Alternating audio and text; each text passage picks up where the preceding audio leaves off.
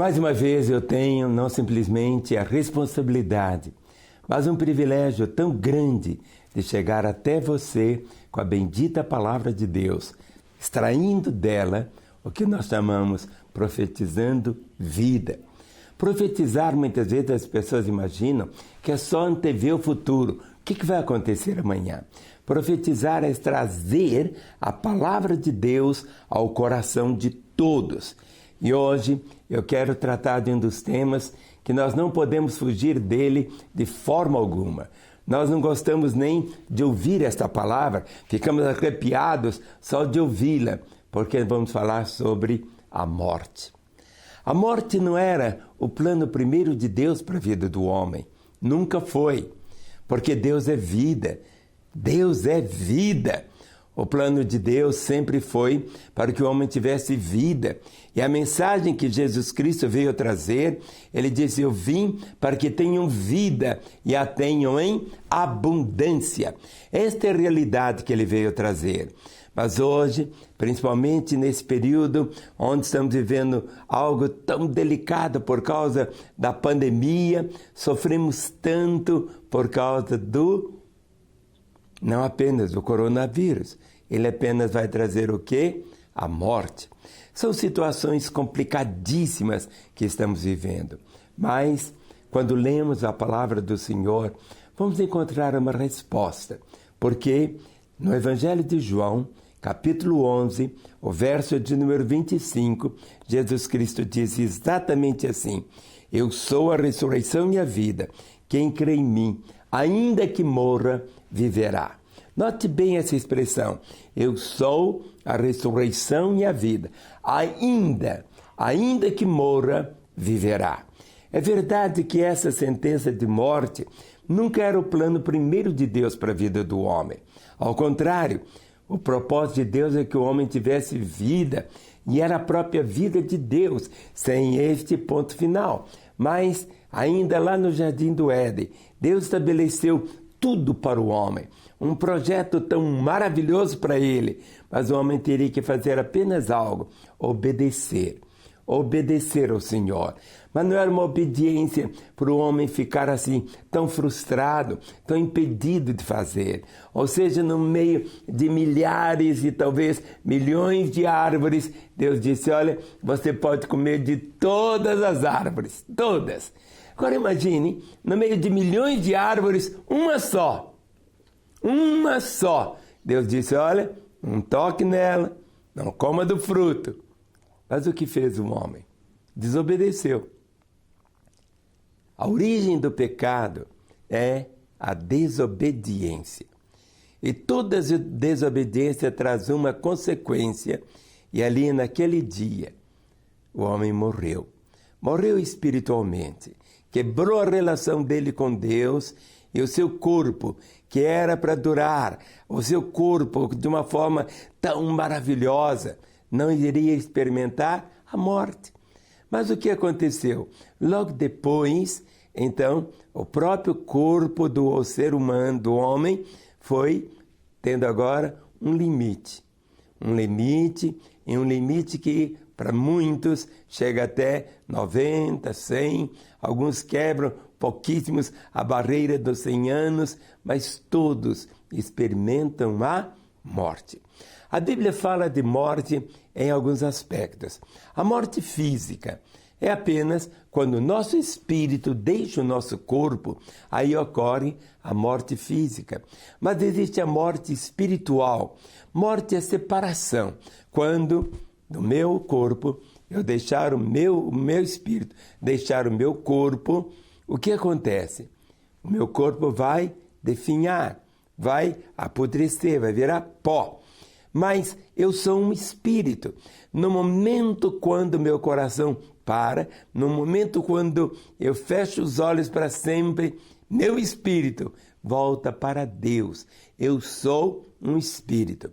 O espírito não tem um ponto final, ou seja, Deus nos criou, ou seja, a sua imagem, a sua semelhança. Mas a imagem que nós guardamos, esta imagem muitas vezes física, mas a imagem de Deus em nós hoje Logo depois, lá do Jardim do Éden, é que nós somos o quê? Um espírito, habitamos num corpo. Habitamos num corpo. E esse corpo tem um tempo de duração. Alguns, como eu disse, chegam até 100 e poucos anos, até alguém já chegou a 120 anos. Mas um dia todos vão morrer. Então, hoje, mais do que nunca, quando você lê a Escritura, existem assim, muitas advertências. E uma delas diz exatamente assim: prepara-te, ó homem, para te encontrares com o Senhor teu Deus. Prepara-te, ó homem, para te encontrares com o Senhor teu Deus. Prepara-te, ó homem, para te encontrares com o Senhor teu Deus. Prepare-te. Normalmente a pessoa prepara para tudo, para tudo. Eu vim fazer esse programa, tomei banho, vesti um terno, só não passei perfume. Mas eu me preparei para chegar até aqui. Mas na vida, nós nunca sabemos o dia que vamos encontrar com o Senhor. Por isso que a palavra diz: prepara-te, ó homem, para te encontrares com Ele. No momento quando você fecha os olhos, não há uma segunda oportunidade. Durante toda a vida. Muitas vezes as pessoas querem deixar ou preparam para o finalzinho. A nossa cultura, bem brasileira, nós temos uma cultura assim, muito alegre. Nós somos assim, pessoas assim, muito festeiras, não é assim? Mas o luto faz chorar. Mas muitas vezes a gente prepara para tudo, menos para esse encontro. A alegria de Deus é encontrar você com Ele, não para ser condenado, mas para Ele dizer assim: vinde benditos do meu Pai, entrai no gozo que vos está preparado desde a fundação do mundo.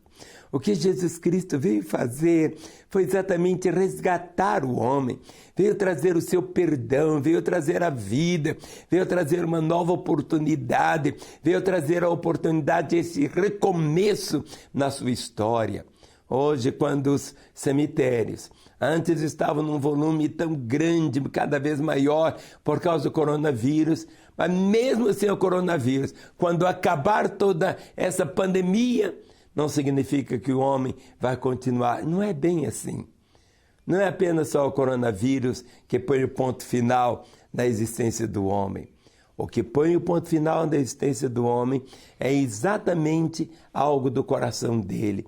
Quando ele diz: não, eu não quero Deus. Eu não quero caminhar fazendo a minha própria vontade. Eu quero caminhar rejeitando tudo aquilo que a Bíblia diz que eu não podia rejeitar. E o que você não pode rejeitar? Você não pode rejeitar a salvação que há em Cristo Jesus. Jesus Cristo disse: eu sou a ressurreição e a vida. Quem crê em mim, ainda que morra, viverá. A morte para aqueles que têm o Senhor, como eu disse, não é o fim. É uma porta que se abre. No momento quando o seu coração parar, naquele exato momento, você contempla algo completamente diferente. Por isso que algumas pessoas acham que o sumo bem da vida pode ficar circunscrito apenas a 30, 50, 70, 80, 90 ou mais anos aqui. Mas o que é isso diante da eternidade? A eternidade é como se você olhasse todos os oceanos da Terra e tirasse uma gotinha. Seria cada gotinha como se fosse 1 milênio, 1000 anos. Quando acabasse de tirar todas as gotas de todos os oceanos, a eternidade mal teria começado. Consegue entender isso? A nossa mente não prescruta algo tão glorioso, tão lindo. Por isso que Jesus Cristo veio. Por isso que você tem um valor tão grande. Muitas vezes seus olhos, seu coração ficam assim tão enraizados aqui.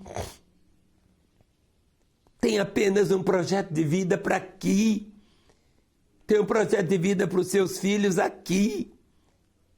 Mas o projeto que você deve ter é com toda alegria poder um dia poder dizer assim: eu e a minha casa servimos ao Senhor. É algo tão glorioso isso. Por isso que o seu testemunho, a sua vida, seu modo de viver, Quando você comunica a graça do Pai, você tem que ter uma vontade tão grande de ver seus amigos se rendendo ao Senhor. Não adianta ir depois no velório. Não adianta depois comprar uma coroa de flores. Não adianta fazer um túmulo muito bonito, que não vai passar absolutamente nada. Todo bem que você tiver que fazer, faça intensamente. Não deixe para amanhã. O amanhã não existe. O amanhã é uma oportunidade que Deus nos dá.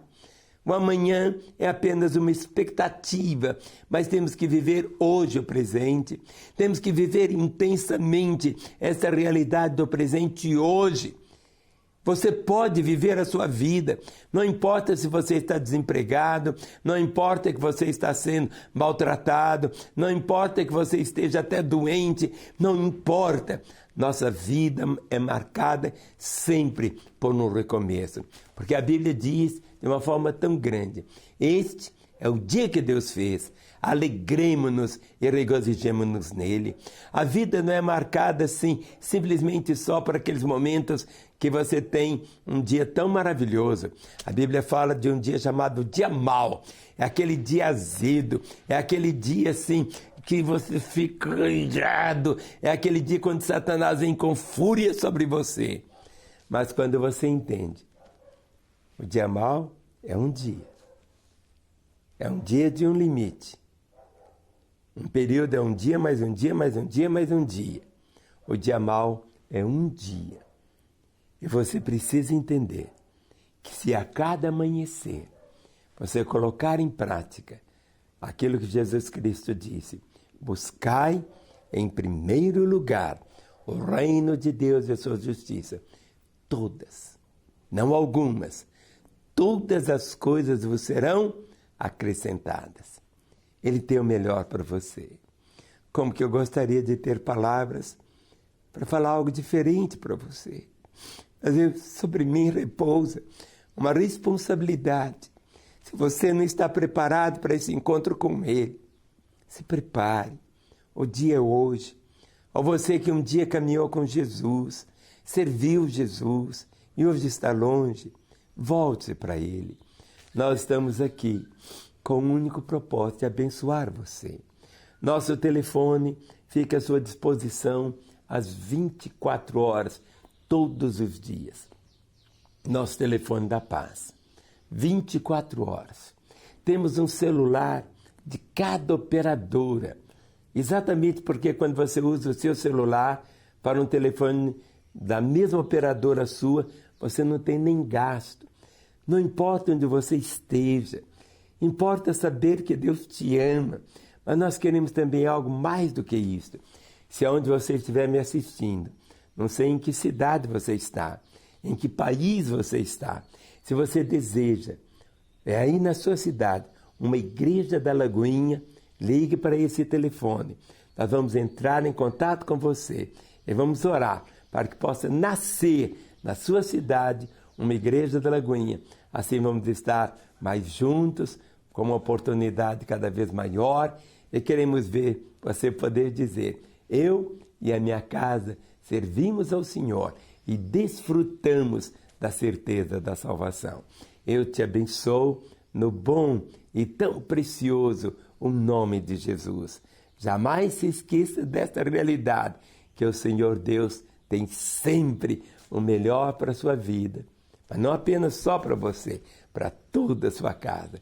Desfrute dessa verdade. Experimente cada vez mais e mais esta alegria de caminhar com Ele, esta alegria de saber que o seu nome pode estar escrito no livro da vida. Nem Satanás, nem os demônios conseguirão apagar o seu nome. Que o Senhor te abençoe. Amém.